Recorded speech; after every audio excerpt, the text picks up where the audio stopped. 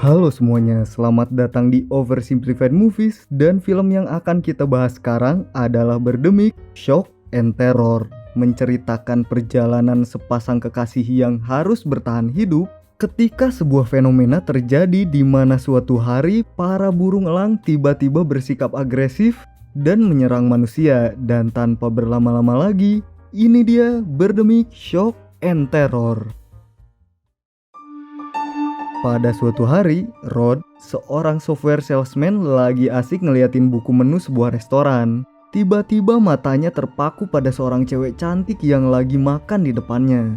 Waktu cewek itu keluar dari restoran, tanpa pikir panjang, Rod langsung mengejar cewek cantik ini dan ngajak dia berkenalan. Nama cewek ini adalah Emily, seorang fashion model, dan ternyata dulu mereka satu sekolah waktu SMA. Hari itu Rod berhasil membuat kontrak senilai $1 juta. Temennya Rod yang bernama Tony kemudian menghampirinya dan memberinya ucapan selamat. Di tempat lain, Emily juga punya kabar gembira. Dia dapat kontrak untuk menjadi model Victoria's Secret.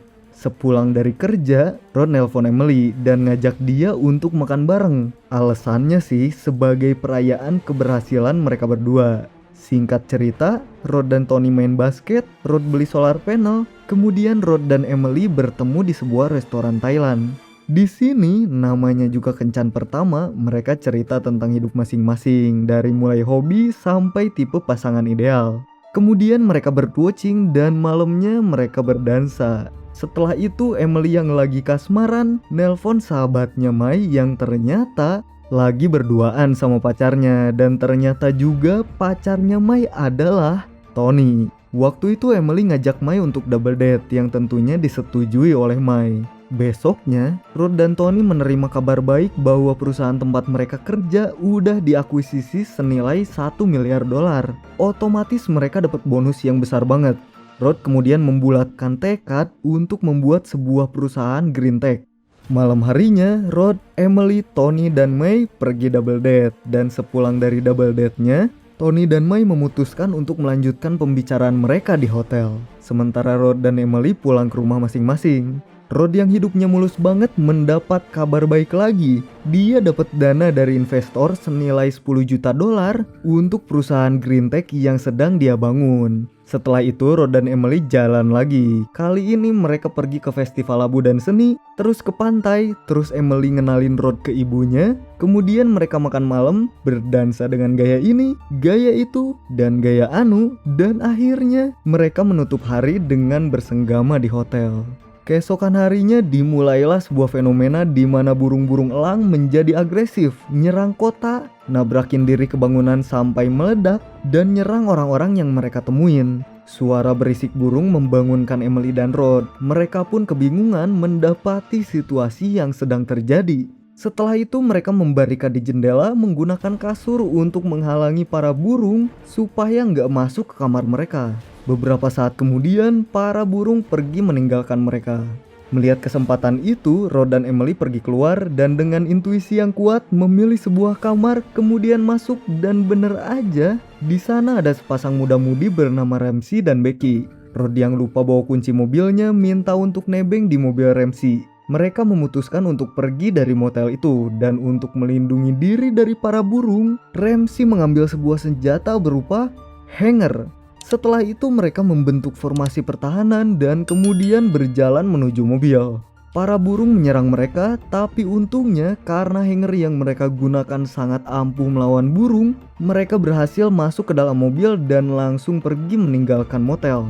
Ngomong-ngomong nih ya, Ramsey ini punya senjata api di mobilnya dan dia itu mantan tentara, jadi jago banget nembaknya.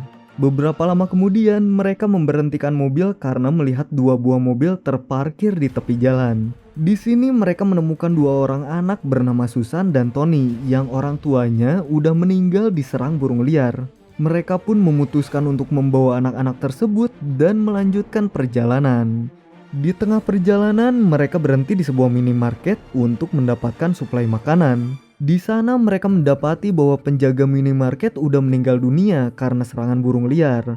Waktu mereka lagi jajan, para burung mulai berdatangan dan mereka pun langsung buru-buru masuk ke dalam mobil dan pergi dari sana.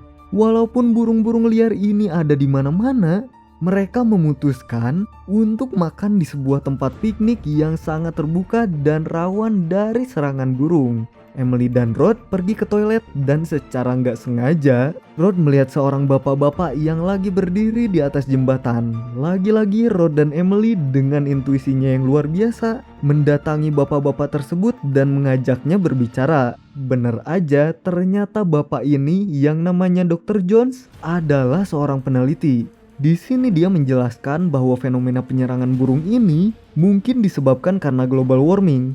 Panas bumi yang meningkat menyebabkan temperatur laut meningkat sehingga banyak ikan yang mati dan menyebabkan berkurangnya makanan untuk para burung. Kemudian para burung jadi kelaparan dan menyebabkan mereka marah, demo dan menyerang manusia. Mereka kemudian melanjutkan perjalanan. Emily dan Becky yang kebelet boker kemudian pergi ke semak-semak untuk gali lubang. Tapi sayangnya belum sempat buang air, Becky malah diserang seekor burung liar dan mati seketika. Emily kemudian berlari ke mobil dan menceritakan apa yang barusan terjadi. Ramsey yang gak percaya dengan perkataan Emily lari menuju tempat Becky dan mendapati bahwa Becky udah gak bernyawa. Ramsey kemudian berlari kembali ke mobil dan mereka pun melanjutkan perjalanan. Di tengah perjalanan mereka melihat sebuah bus pariwisata yang lagi diserang oleh para burung liar. Ramsey dan Rod pun menembaki para burung liar itu untuk menyelamatkan orang-orang yang terjebak di dalam bus. Tapi orang-orang yang ada di dalam bus menolak untuk keluar karena takut akan ada burung yang nyerang mereka. Ramsey akhirnya memutuskan untuk lari ke bus dan menjemput orang-orang tersebut. Saat mereka semua berhasil keluar, para burung super mulai berdatangan nyemprotin mereka dengan cairan korosif dan akhirnya mereka pun meninggal. Kini yang tersisa cuma Rod, Emily, Tony, dan Susan. Mereka kemudian melanjutkan perjalanan dan singgah di sebuah minimarket untuk membeli persediaan makanan dan juga bahan bakar. Waktu Rod lagi sibuk ngisi bahan bakar, tiba-tiba sekelompok burung mulai berdatangan yang memaksa mereka untuk melanjutkan perjalanan. Di tengah jalan, lagi-lagi mereka melihat sebuah mobil di tepi jalan dan memutuskan untuk ngecek keadaan. Dan di sini mereka bertemu dengan seorang bapak-bapak yang ternyata mobilnya lagi mogok karena kehabisan bensin. Bapak ini kemudian minta bensin kepada Rod, tapi karena mereka juga nggak punya banyak bensin, permintaan bapak ini ditolak. Karena ditolak, bapak ini sakit hati dan karena sakit hati dia menodongkan pistolnya ke arah Rod. Rod kemudian mengalah dan setuju untuk memberikan bensinnya, tapi beberapa saat kemudian seekor burung menyerang bapak ini dan bapak ini pun mati seketika. Mereka kemudian pergi dan pinternya bensinnya ditinggalin. Di tengah jalan di pinggir pantai, mobil mereka mogok karena kehabisan bensin. Karena bensinnya sebelumnya ditinggalin. Di saat yang bersamaan, Susan dan Tony merengek minta makan. Mereka kemudian pergi ke pantai, Rod mancing ikan, sementara Emily panen rumput laut.